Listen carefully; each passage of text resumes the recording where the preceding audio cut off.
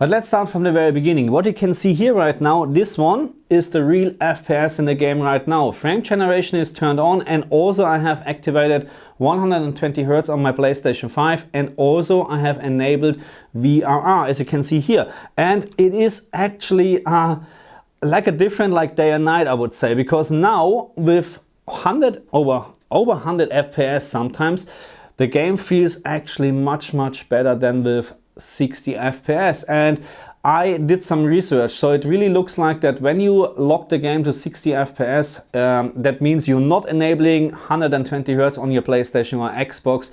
You're actually limiting frame generation to a 30 FPS input generation, something like that. Okay, I'm not quite sure about how it works exactly, but this was why I had such a bad experience. Now with 120 Hz enabled, the input lag is actually pretty good. I can't complain right now. I played a little bit, I found the game very responsive, and again 160 FPS right now. The game also drops of course to 60-70 doing very heavy gameplay, but right now this looks absolutely fantastic. Don't get me wrong, the main problem from the game what we still have is actually that sometimes you have a very blurry picture because of upscaling technology and stuff like that. This is not going to be removed or going to be better with this patch, at least not with this patch. Maybe with a different version of FSR 3, yes, but not right now. What we have now is actually frame generation, and again with enabling 120 Hz, that's a big win. And if you don't have a 120 Hz screen, you can try the following option. So right now my display is set to 60 Hz, and what I have done is actually I just disabled VSync and I'm going to enable frame generation. And the only problem what we have in this mode is actually you have a lot of tearing and stuttering, but you have now a much higher frame rate. It can't be displayed, but the frame rate now is exactly the same as with a VRR 120 Hz screen, because now you're not having VSync enabled. Okay, so there's no difference in regards of frame rate, but the problem is a lot of stuttering, a lot of screen tearing. If you're fine with that, you get actually how should I say, a more responsive gameplay with this option.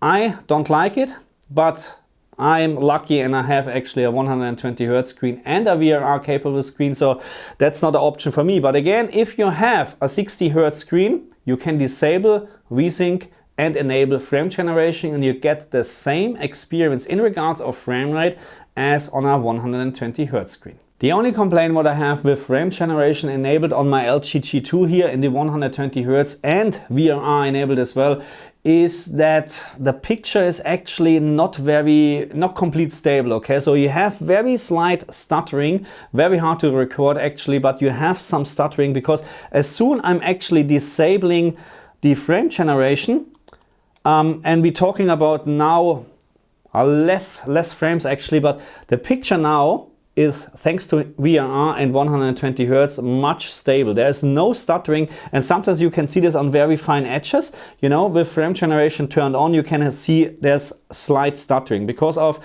the frame generation, because the frame needs to come from somewhere, okay? So that's how I understand it. I mean, that's the real frame rate at the moment. You know, we have 65 frames. When I'm enabling frame generation, it is just generated somehow and it's not actually there. So that means that's probably where the stuttering comes, where the slight, and here I can clearly see it on very fine edges. Not all the time, it's very hard to see, but when you focus on this, you can see the picture is not as stable as without frame generation. That's a very big, or it's just one complaint, okay? Because in general, I would strongly recommend to play with frame generation because the experience is really good, and the frame rate actually, it makes the picture, how should I say, on an OLED screen a little bit more clearer because you have a higher frame rate. But again, the picture is not as stable or smooth as without frame generation. And there's one more recommendation I have for you, because I would actually recommend to disable VSync if you use frame generation on a 120 Hz screen with VRR enabled, because I found it's just better. Maybe it's just the LG G2, but I tried the very same on my S95C, and I found also the picture stability, or yeah, you have less stuttering with VSync disabled. Let's say like this. It's a little bit weird, and again, I tried to record this, it's not possible, okay? But I found disabling VSync, because you don't need it, because you have VRR enabled, it's just a more stable experience, okay? So that's my recommendation. I actually use 120 Hz mode on your PlayStation, Xbox, enable VRR, disable VSync in the game, and enable frame generation, and this game is actually pretty good.